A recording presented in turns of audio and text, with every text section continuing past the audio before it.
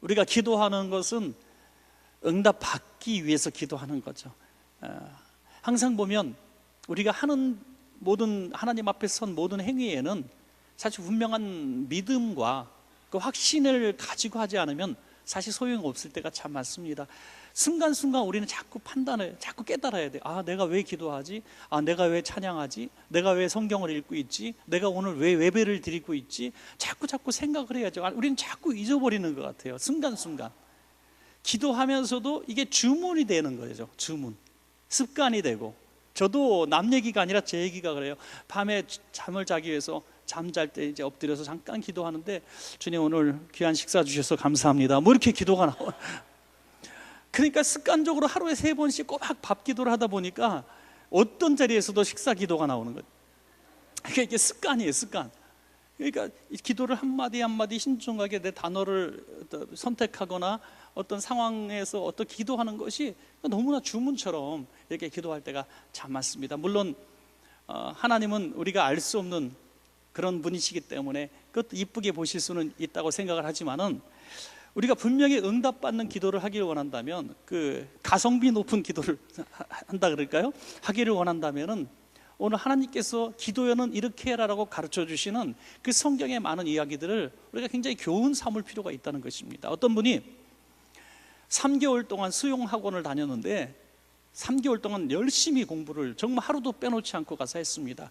숨쉬기부터 오른팔 뻗는 거, 오른팔 뻗을 때 고개를 돌리는 거, 뭐 다리 이렇게 흔드는 거, 뭐 별의별 걸 다 배우면서 했어요. 한 달은 물 밖에서, 두 번째 달부터 물 안에서 보트 이게 잡고 조금씩 했어요. 근데 3개월을 했지만 수영을 제대로 못해요. 여기서 저기까지 가는 것도 너무 벅찼어요.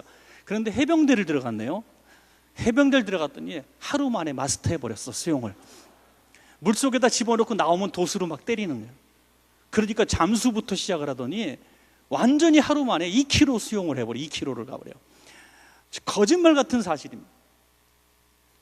우리가 기도를 한다고 하지만 기도의 능력이 언제 나타났냐? 죽을 정도가 돼야 나타나더라고요.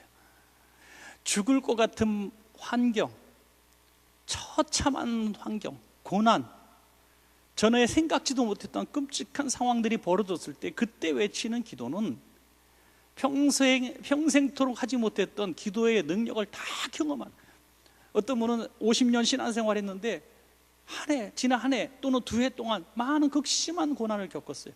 그러면서 이렇게 고백하는 거예요. 제가 평생 기도했던 것보다 더 많은 기도를 했고, 평생 제가 하나님을 만나고 은혜 받았던 시간들보다 이 기간 동안 더 하나님을 경험했다는 거죠. 하루하루 하나님 없이 살아갈 수 없는 순간순간들을 경험하면서 날마다 주님과 이 실제로 사람의 인격적인 대화를 하듯이 하나님과의 대화의 문이 활짝 열렸다고 고백하는 것을 보게 되는 것입니다. 그렇다고 해서 우리 모두가 다 고난 속에 들어가서 하나님을 만나고 기도의 능력을 경험하자, 그런 말씀은 아닙니다. 하지만 오늘 본문에서 오늘 예수님께서 주시는 이 말씀의 의미를 살펴보면 기도는 이렇게 해라 하고 우리에게 가르쳐 주시는 겁니다. 한 도시의 재판장이 있는데 이 사람은 불의한 재판장이래요. 왜 불의했느냐? 2가지를 들죠. 하나는 하나님을 두려워하지 않기 때문에 불의한 사람이고요, 두 번째는 뇌물을 받고 재판을 굽게 하는 이 사람이기 때문에 불의한 사람이, 하나님 편에서도 또 사람 편에서도 불의한 사람이에요. 그렇지만 강자에게는 좋은 재판장이겠죠. 자기가 뇌물을 쓰면 자기에게 유리한 판결을 받을 수 있는 그런 또 이런 재판장이었습니다. 그런데 한 도시에 과부가 있는데 이 과부라고 이렇게 예를 드신 이유는 비유입니다. 비유니까 과부라고 비유를 드신 이유는 그가 가난했을 것이고 연약했을 것이고 백도 없을 것이고 그가 할 수 있는 모든 것이 없는 사람입니다. 굉장히 사회적 약자입니다. 이 사람이 이 불의한 재판장에게 억울함을 호소할 때에 재판장이 들어줄 생각도 없었을 것이다, 이렇게 말씀하시는 거죠. 그런데 끈질기게 오늘도 찾아가고 내일도 찾아가고 스토킹처럼 찾아가고 계속 울고불고 매달리니까 이 재판장이, 나는 하나님도 두려워하지 않고 뇌물 없이 재판도 내가 하지 않는 사람인데 저 과부를 보니까 내 평생 내 이렇게 살다가 숨막혀 죽을 것 같아서 들어주고 말리라, 빨리 들어주고 가 해줄게 해버릴 것이라는 거죠. 이 불의한 재판장에게 판결, 이 억울함을 풀어준 이 과부의 열정을 봐라. 이 매달리는 걸 봐라. 하물며 불의한 재판장이라도 이렇게 들어주는데 내가 너희의 기도를 들어주지 않겠느냐. 사랑하는 자녀의 기도를 왜 부모된 마음으로 너희를 들어주지 않겠느냐, 이렇게 말씀하시는 것입니다. 기도는 어떻게 하라는 거예요? 이 과부처럼 하라, 선명하게 말씀해 주셨습니다. 자, 그런데 우리가 이 과부처럼 기도하지 못하는 이유, 똑같은 열악한 환경에 있다 할지라도 똑같이 기도할 수 있는 게 아니에요. 여러분, 이 불의한 재판장 앞에 서 있는 과부라고 해서 이렇게 다 할 수 있는 게 절대 아닙니다. 우리는 두 가지 정도 이유에서 보니까 이런 상황과 형편을 만났어도 기도 응답을 이루어내지 못하는 이유가 있습니다. 첫째는 기도하다가 우리가 자꾸 낙심하기 때문입니다. 어느 성경에서 말씀하면 1절에 항상 낙심하지 마라 이렇게 말씀하셨습니까? 아닙니다. 뭐라고요? 기도하고 낙심하지 말아야 할 것을 비유로 말씀하여. 기도하지 않고 낙심하는 것에 대해서 말씀하신 것이 아니라 기도하는 사람의 낙심에 대해서 말씀하고 있습니다. 항상 기도하고라는 말씀이 뭡니까? 기도하면 응답이 있으면 항상 기도하지 않죠. 그런데 기도가 응답이 아직 이루어지지 않았기 때문에 항상 계속 기도해 왔다는 얘기입니다. 그런데 지금 현재도 기도 응답을 받지 못했어요. 지난 1년 동안 기도하신 분도 있을 거고, 아니 2년, 3년 동안 기도하신 분도 있습니다. 그런데 아직 응답받지 못했어요. 세월이 길어질수록 우리는 낙심에 가까워지게 되는 것입니다. 그런데 여기서 분명히 예수님은 말씀하시죠. 그래도 계속 기도해라. 항상 기도해라. 이 항상 기도하는 데 있어서 가장 큰 적이 뭐냐? 낙심이다. 이렇게 말씀하고 있는 것입니다. 기도하다가 낙심하면 기도하지 않은 것과 마찬가지라는 거예요. 그래서 낙심은 마귀가 주는 것입니다. 야, 기도한다고 되냐? 너 계속 기도한다고 되냐? 저 사람 불의한 재판장이야. 너 아무리 해도 너 되지 않아. 너의 형편을 봐, 너의 상황을 봐. 되겠느냐 이거죠. 이런 기도하다가 낙심할 수 있는 많은 이유들이 있습니다. 오늘 이 과부의 입장에서 보니까 이렇게 낙심이 찾아왔을 거예요. 내가 누군데, 내가 얼마나 연약한 사람인데 내 기도를 저가 들어줄 수가 있는가 하는 낙심이 왔을 거예요. 남편이 있었더라면 내 말을 들어줬을 거야. 내가 돈이 있었더라면 재판장이 내 얘기를 들어줬을 거야. 내가 권력이 있었으면 내 얘기를 들어줬을 거야. 그럼 나는 남편도 없고 돈도 없고 권력도 없고 아무것도 없으니 나를 얼마나 무시할까. 그러면서 낙심하게 되는 것이죠. 여러분, 과부가 그렇다고 해서 죄가 있는 사람입니까? 죄가 없어요. 그런데 왜 낙심합니까? 자기가 낙심할 수밖에 없는 그런 상황 속에 있는 사람이라는 생각을 하게 되는 거예요. 마귀는 이걸 준다는 거예요. 마귀는. 사랑하는 여러분, 기도하다가 이거는 안 돼, 절대로 되지 않을 거야, 나는 이렇게 약한 사람이야, 나는 가진 것도 없어, 능력도 없어, 나는 잘한 것도 없어, 자꾸 이런 아픈 마음이 들 때에 이것은 하나님이 주는 생각이 아니라 마귀가 나를 낙심하게 해서 기도하지 못하게 만드는 이런 마귀의 꾀라는 것을 우리가 깨달아야 되는 것입니다. 어떤 분이 다리를 좀 불편하게 저시는 분인데 고급 식당에 초대를 받았어요. 그런데 비눗물이 이렇게 화장실에 있는데 잘못해서 미끄러졌어요. 미끄러지는 바람에 옆에 있는 분의 옷자락을 탁 쳐서 옷이 비눗물에 떨어졌어요. 근데 굉장히 비싼 옷이었답니다. 그래 막 욕을 하면서 이 옷값 물어내라고 막 죄송합니다 막. 그래서 그런 상황 가운데 보면은 이 다리 저는 이분이 무조건 가난한 사람이었고 몸이 불편한 사람이니까 자기가 무조건 잘못했다고 막 그랬어요. 이 사람은 막 이 사람을 쥐잡듯이 막 그러고. 그런데 이 식당은 아무런 조치를 취하지 않는 거예요. 그런데 그 관계된 사람이 누군가 짠하고 나타났습니다. 그리고 똑똑한 얘기를 해주는 거예요. 왜 이 사람을 가지고 뭐라냐? 이 사람도 피해자라는 거예요. 비눗물에 미끄러져 넘어졌기 때문에 이 사람도 피해자인데 왜 당신이 미안하다 그러냐 이거예요. 일부러 넘어진 것도 아니고 부주의한 것도 아니라 비눗물 때문에 넘어졌으니. 그리고 이분이 도와줘갖고 식당을 고소해가지고 식당에서 옷값도 물어주고 이 사람 치료비도 물어줬다는 거죠. 여러분, 이렇게 할 수 있는데 왜 죄송하다, 잘못됐다, 내 죄다, 내가 돈을 갚아주겠다고 얘기하냐? 자신감이 없어서 그런 거예요. 나는 가난해, 나는 못 배웠어, 나는 이런 고급 식당에 올 수 있는 사람이 아니야. 자꾸 두려웠다는 거예요. 여러분, 그래서 우리 교육자들하고 가끔씩 고급 식당에 갑니다. 고급 식당에 가서 포크 3개, 숟갈 3개 옆에 있는 거 써야 되는 거예요. 밖에서부터 안으로 쓰는 법도 배우고. 예, 야, 우리가 뭐 가진 게 없지 가오가 없냐 이거예요. 그죠? 뭐 고급옷도 한번 입어볼 수도 있고, 그렇죠? 왜? 그렇게 해야 당당하고 기죽지 말고 살아야 되는 거 아닙니까? 여러분, 우리가 하나님의 자녀이기 때문에 당당하게 하나님 앞에 요구할 수 있는 자격이 있습니다. 여러분, 어떤 자식이 정말 3일째 고민하는데, 이제 말씀드릴게요. 저 등록금 때문에 걱정되는데 부모님 대줄 수 있나요? 제가 나중에 갚을게요. 이런 자식이 어디 있어요? 지나가는 듯이 엄마 내일 등록금 내려. 왜 오늘 얘기하냐 이놈의 자식아. 어저께 얘기했는데 엄마가 못 듣더만. 왜 이렇게 그냥 당당하게 신경질 부리면서 문 닫고 나가는 게 자식 아니에요? 당당함이 있는 거예요. 버릇 없지만 당당함이 있는 거예요. 왜? 이 당당함은 당연히 나는 그런 사랑받을 자격이 있다 이거예요. 그래서 제일 겁나는 말이 집 나간다는 말이 제일 무서운 거예요, 애들이. 여러분, 하나님 앞에 우리는 이렇게 사랑받는 자녀인 줄로 믿으시기 바랍니다. 나의 연약함 때문에, 나의 못 배운 것 때문에, 나의 가난함 때문에, 내가 한 거 없기 때문에 내가 하나님 앞에 자격 없다고 생각하는 이런 낙심을 주는 이런 것들은 마귀 권세가 주는 것입니다. 다 이겨내고 항상 기도하고 낙심하지 마라, 이 말씀을 꼭 붙들고 절대로 낙심하지 말고 기도하시길 바랍니다. 또한 왜 이 과부의 입장에서 기도에 낙심할 수밖에 없는가? 여러 번의 거절이 있었기 때문에 낙심할 수밖에 없는 겁니다. 기도해봤거든요. 구해봤거든요. 한 달, 2달째 얼마가 된지 모르겠지만 지금 열심히 구해봤습니다. 안 한 게 아니에요. 지사님, 지금 힘드시죠? 기도하시죠? 기도해봤어요, 목사님. 구역장님, 저 기도했어요. 내가 기도 안 하는 사람으로 보여요? 기도했단 말이에요. 근데 아직 이루어지지 않았어요. 그러니까 낙심이 되는 거죠. 거절을 당했을 때 거절의 아픔이 그에게 있는 것입니다. 여러분, 우리가 우리 자신을 바라볼 때 우리는 기도할 수 없습니다. 우리 자신을 바라볼 때. 왜? 하나님 앞에 구할 수 있는 의인이 아니기 때문입니다.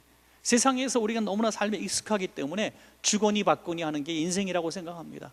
내가 하나님 앞에 평소에 잘 해왔던 사람들, 하나님 앞에 성실하게 살았고, 내가 하나님 앞에 열심히 충성하며 살았고, 주변에 있는 성도들이 다 보아도 저 사람은 정말 하나님 앞에 저런 사람이 복받지 못하면 누가 받을까는 자신 있는 삶을 살아왔더라면 어떤 상황 가운데서 당당하게 하나님, 제가 행한 것을 보시옵소서, 히스기야 왕처럼 좀 생명 좀 연장시켜 주세요 라고 할 수 있을 것 같은데, 우리는 모두가 내 자신을 비춰보면 다 죄뿐이 생각이 나지 않습니다. 아서 비먼이라는 사회과학자가요, 한번 재미있는 실험을 했습니다. 그 외국의 헬로윈 데이 있잖아요. 헬로윈 데이 때 애들이 막 모자 쓰고 이상한 옷 입고 집집마다 뭐 음식을 이제 받으러 다닙니다. 그래서 이 다니는 길목에다가 이만 테이블 놓고 사탕을 이렇게 수북히, 아주 맛있는 사탕을 수북히 쌓아놓고 이 꼬마들에게 말합니다. 얘들아, 이거는 오늘 여기 동네 꼬마들을 위한 거니까 너희 많이 가져가면 안 돼. 한 사람이 하나씩만 가져가라. 네, 고맙습니다 하고 하나씩을 애들이 막 집어가는 거예요. 그런데 이 사탕을 놓은 사회학자는 멀리서 있는 거예요. 보이질 않아요. 2개를 가졌는지 3개 가졌는지 안 보여요. 근데 개수를 다 세놨죠. 한번 싹 애들 몇 명이 지나가서 계산해 보니까 한 알씩 가져간 아이들은 38%밖에 되지 않는 거예요. 그러니까 62% 아이는 2개 이상 가져갔다는 거예요. 그러니까 다 그 꼬마들도요, 이 어른이 잠깐 보지 않는 사이에 2개 이상씩을 다 가져간 거예요. 그래서 또 실험을 했습니다. 그 사탕 앞에다가 이만한 이제 거울을 이렇게 놓은 거예요. 사탕을 이렇게 놓고 거울을 이렇게 놔서 사탕을 집어갈 때 거울에 자기가 보이는 거예요. 재밌죠? 사탕을 집는 자기의 모습이 거울에 이렇게 딱 비치니까 2개를 집으려다가 거울을 딱 쳐다보니까 자기가 자기를 보고 있어 지금. 그래서 하나를 내려놓더라고요. 그래서 실험한 결과 8.9%만 이제 더 가져갔다는 거예요. 8.9%만. 그러니까 90%는 한 알만 가져갔다는 거예요. 그래서 이런 얘기를 합니다. 세상에서 가장 강력한 도구는 거울이다. 거울이 가장 내 인생에 강력한 도구다. 나를 보게 하는 거울이다. 이렇게 얘기합니다. 그런데 성경에 보면 항상 응답하게 하시는 하나님의 말씀의 비결은 뭐냐면 거울을 보라가 아니에요. 나를 보아라 말씀하십니다. 할렐루야. 나를 보라. 베드로가 요한이 나면서부터 안전뱅이 된 그 사람에게 우리를 보라라고 말씀하잖아요. 우리를 보라. 그런데 우리 안에 누가 있다는 거예요? 나는 금과 은은 내게 없지만 내게 있는 것으로 내게 주노니 곧 나사렛 예수 그리스도 이름으로 일어나 걸으라 하는 거죠. 항상 시편에 있는 말씀이든 어떤 신약에 있는 말씀이든 이사야의 말씀이든 어떤 에레미야의 말씀이든 우리 항상 뭘 바라보라 그래요? 너희 창조주 하나님을 바라보라는 거예요. 너희 하나님을 바라보는 거예요. 여호와는 나의 힘이시오 나의 빛이시오 나의 구원의 팔이시오 그 오른손으로 나를 붙드시리고 나와 함께 하시는 늘 나를 보아라. 찬양에서도 늘 우리 하잖아요. 나를 보아라 나를 보아라. 우리가 하나님을 보는 순간 낙심을 이기게 되고 수없이 거절을 당했다 해도 하나님의 뜻이 있음을 우리가 믿게 되는 것입니다. 여러분, 우리가 기도하다가 낙심하는 이유를 두 가지를 말씀을 드렸죠. 뭡니까? 하나는 나의 연약함 때문에 나의 환경과 처지가 응답받지 못할 사람이라고 하는 나를 자학하는 이런 약함 때문에 응답받지 못합니다. 그런 응답을 버려라 이거예요. 불의한 재판장에 서 있는 사람이 아니라 우리는 우리의 사랑의 하나님 아버지 앞에 서 있는 자녀라는 생각을 하라. 또 반복적으로 거절을 당했다 할지라도 낙심하지 마라. 하나님이 거절하신 것도 응답이라는 것이죠. 거절하신 것도 나의 믿음 때문에 내가 더 기도하게 하시려는 하나님의 뜻 때문에 가나안 여인은 너는 개야라는 말도 받아들이면서 부스러기 은혜다라도 주십시오라고 덤벼들 때에 내 믿음이 크도다 응답하셨습니다.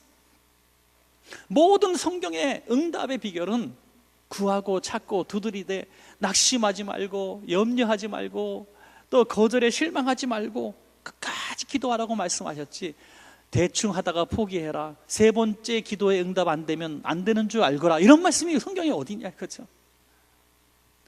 7번도 계속 부르짖어 구하라는 거죠. 마지막 큰 두 번째는 뭐냐면 하나님은 이 불의한 재판장이 아니라는 사실을 알라는 겁니다. 할렐루야.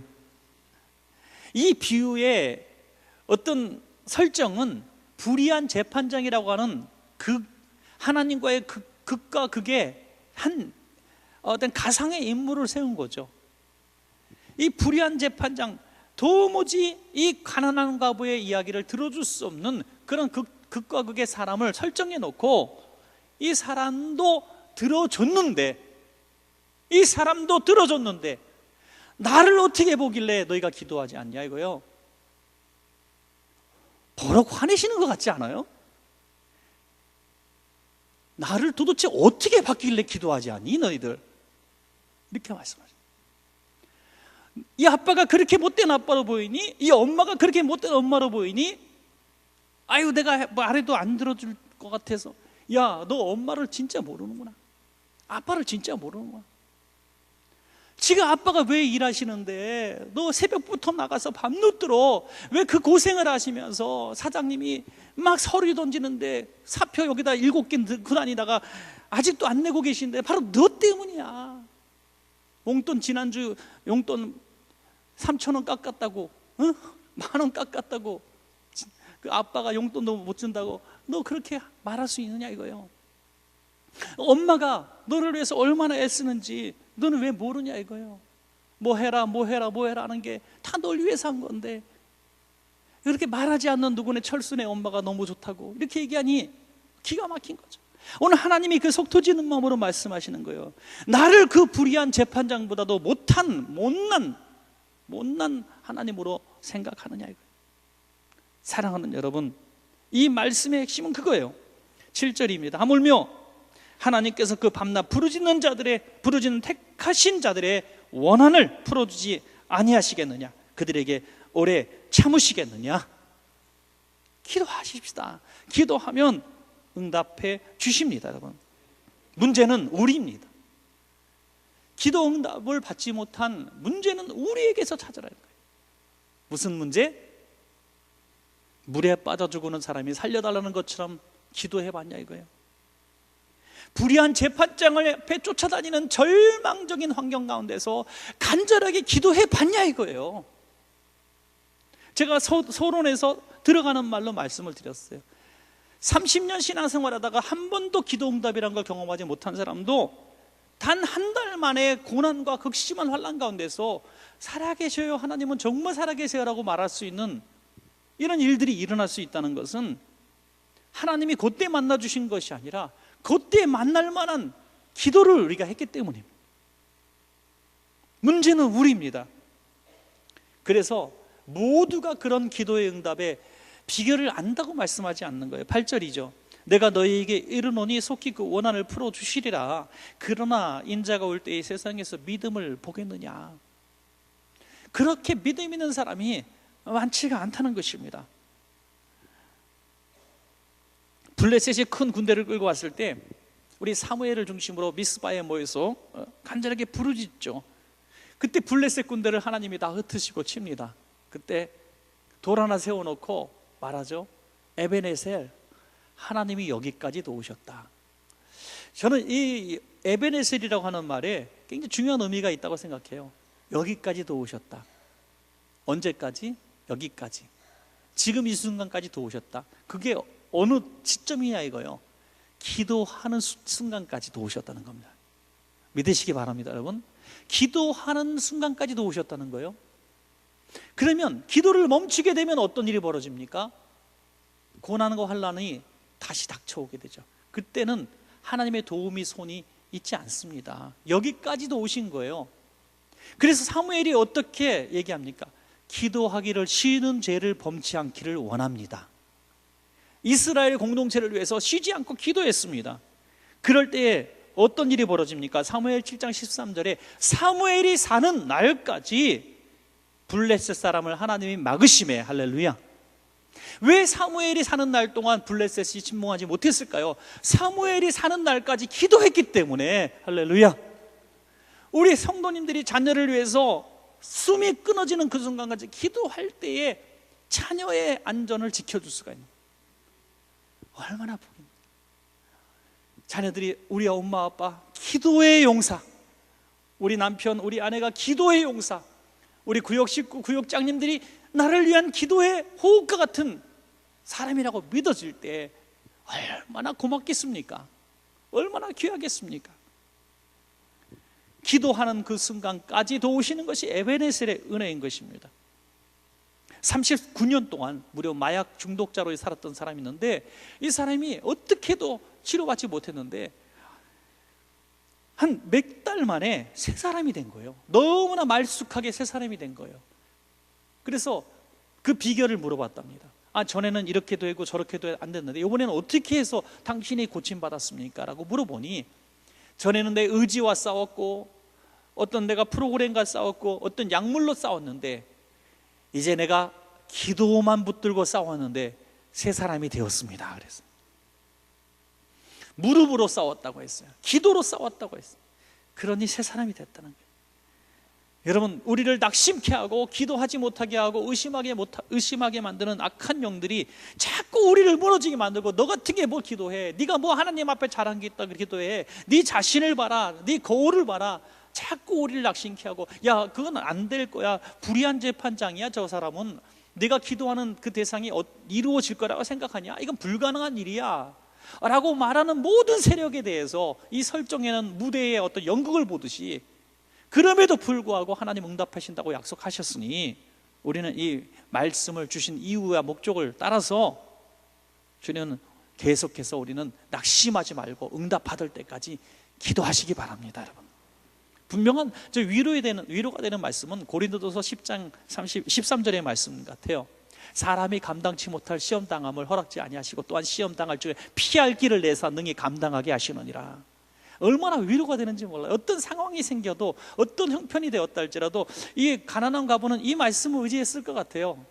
물론 그 시대는 이 신약의 성경이 없었지만 그런 마음을 가졌을 것 같아요. 야, 내가 감당할 수 있는 거야. 이거는 내가 감당할 수 있으니까 하나님이 허락하신 거야 하고 응답받을 때까지 끝까지 매달리니 응답받은 겁니다. 오늘 우리가 당하고 있는 모든 상황은 다 감당할 수 있는 수준까지만 허락하시니 어떻게 하라고요? 기도로 도전하라는 것입니다.